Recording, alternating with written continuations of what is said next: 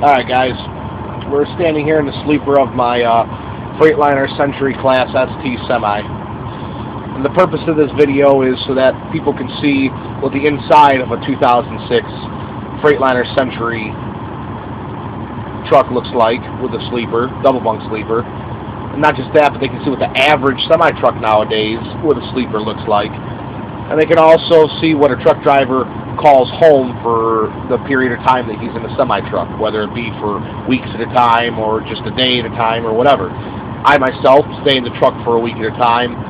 You'll have to excuse the mess in the truck. It's Friday, and I've been in the truck since Sunday night, so it's a little messy.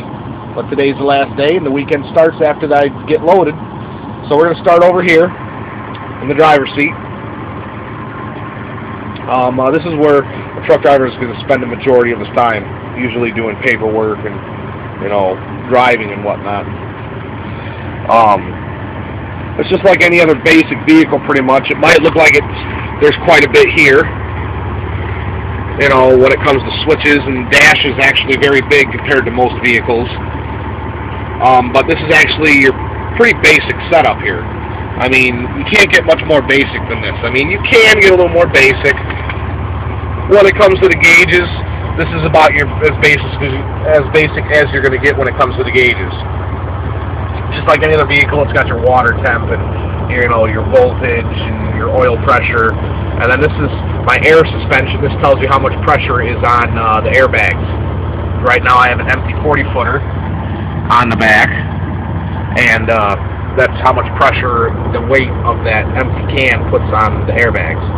Then you got your tachometer, your speedo, obviously your fuel gauge, and then primary and secondary air pressure gauges, which would be my primary and secondary tanks that are used for hold the air pressure for the truck. Because pretty much almost everything on semi trucks is air powered. Brakes are air powered and everything.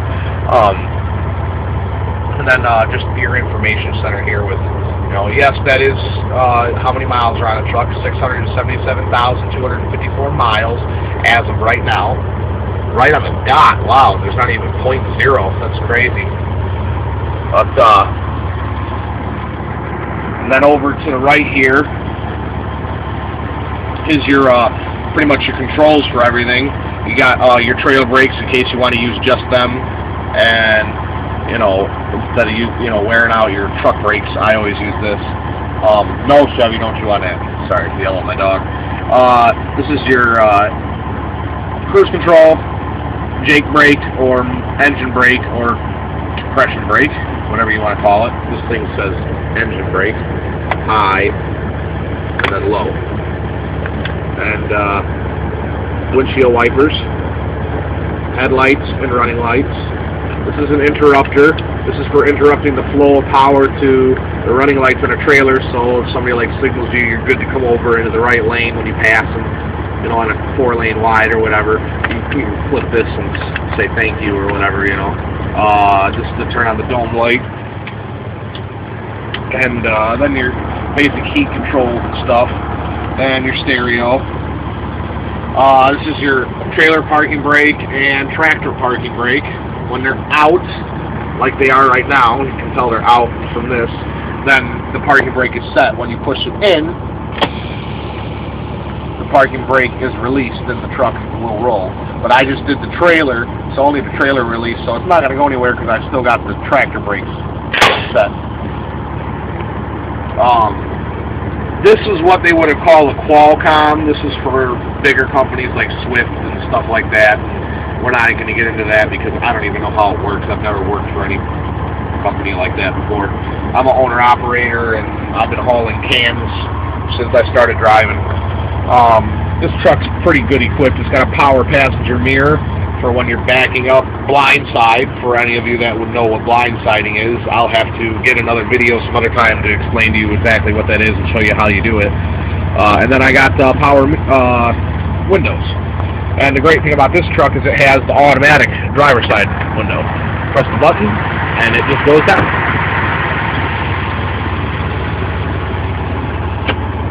And just like any other vehicle that's a stick shift, it's got your clutch pedal, brake pedal, and throttle pedal.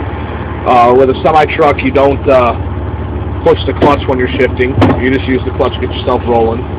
This is the shifting pattern. It's a 10-speed with the high-low switch. Now the white being the high and the black being the low. So you would go 1, 2, 3, 4, 5. Flip the selector on the shifter up. That would bring you to the high range.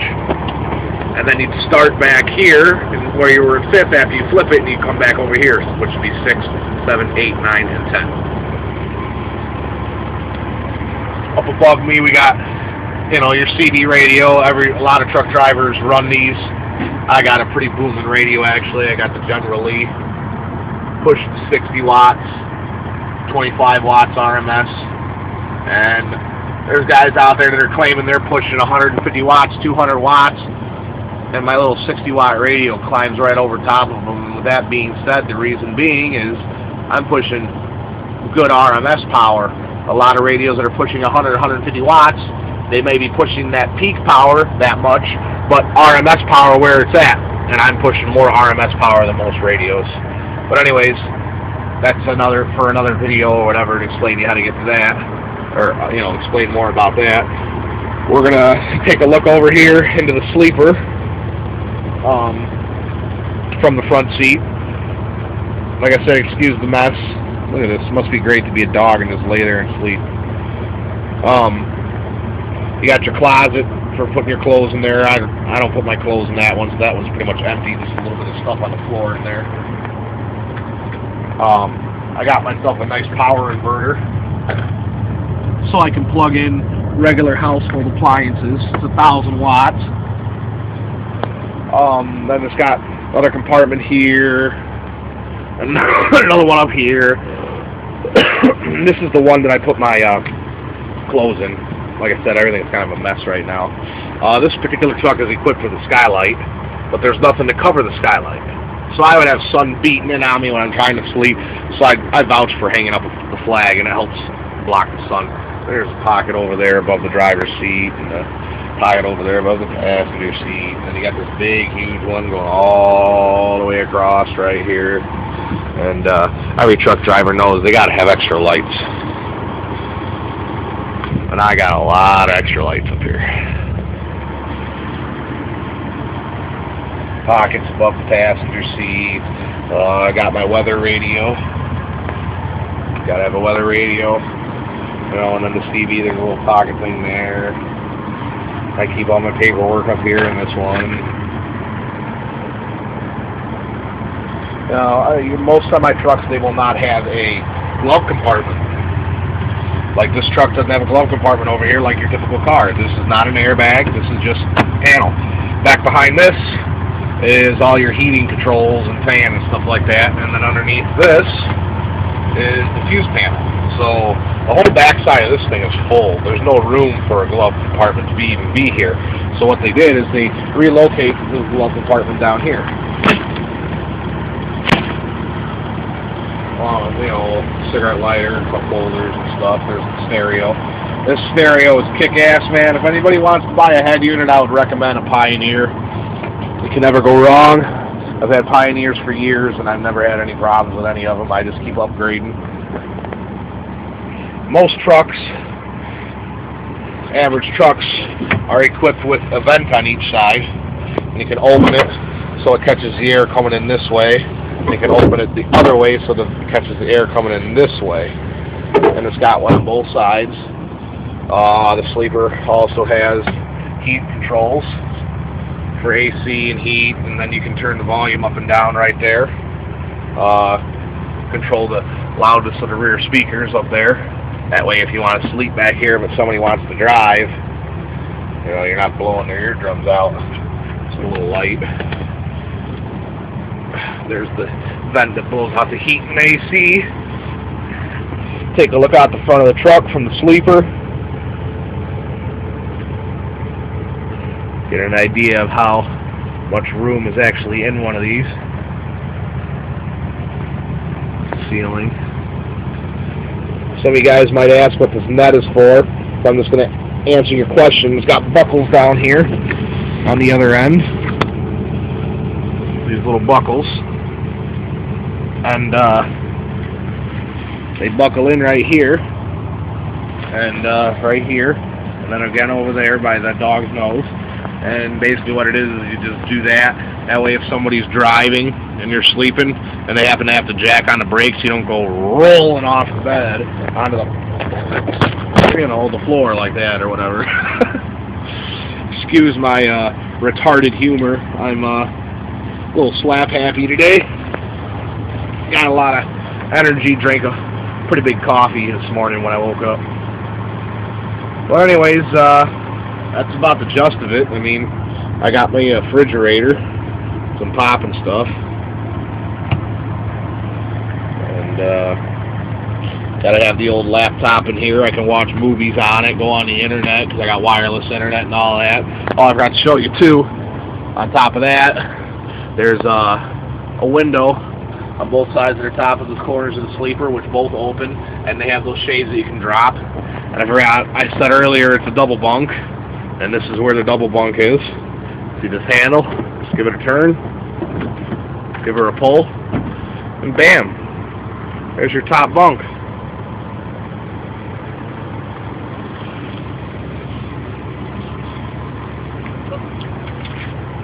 Just push it back up, locks into place, it's out of my way.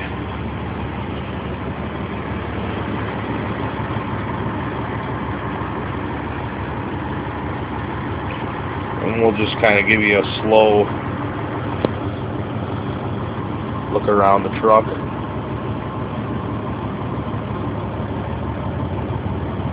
Most trucks are equipped with a window down there in the passenger door, and that's what the intentions of when I'm sitting here in the driver's seat looking out the windshield like this. I got my spot mirror over there.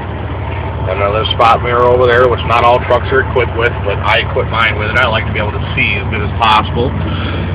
Little spot mirror and your regular mirror. Same thing on that side. But still, there's that blind spot right there. You know, you might not be able to use that mirror or something. So you just take a look through that little window right there, and then you can see there's a car right there next to you. I'm sitting here in this parking lot, and it is just jam-packed with these trucks and containers waiting to get loaded. Over here to the left of me, there is like another 5 rows of trucks, and they're too deep. You know, there's the one in front of me, and then I'm behind him, and then the one in front of him is behind me, so it's too deep. But there's 5 more going to the left of me, so not including the amount of trucks that are in the back already getting, you know, that are in line back waiting to get loaded, that have already scaled in. I haven't even gone on the scale yet. And then look at, there's just a line that just keeps going that way. It's pretty crazy. I've been here since about 10 o'clock this morning, and it is almost noon. Hopefully they get me loaded, because I sure don't feel like staying here Saturday. I want to get home. I got stuff to do. But yeah, I hope you guys enjoyed the look at the inside of the truck and where a truck driver lives usually for his period of time that he's on the road, or at least where I live for the period of time that I'm on the road. I hope you enjoyed the video, and yeah, you guys know what to do. Rate, comment, sub. So do your thing, and we're going to get out of here. We're going to go watch a movie on the old laptop. So, have a good one, y'all. Later.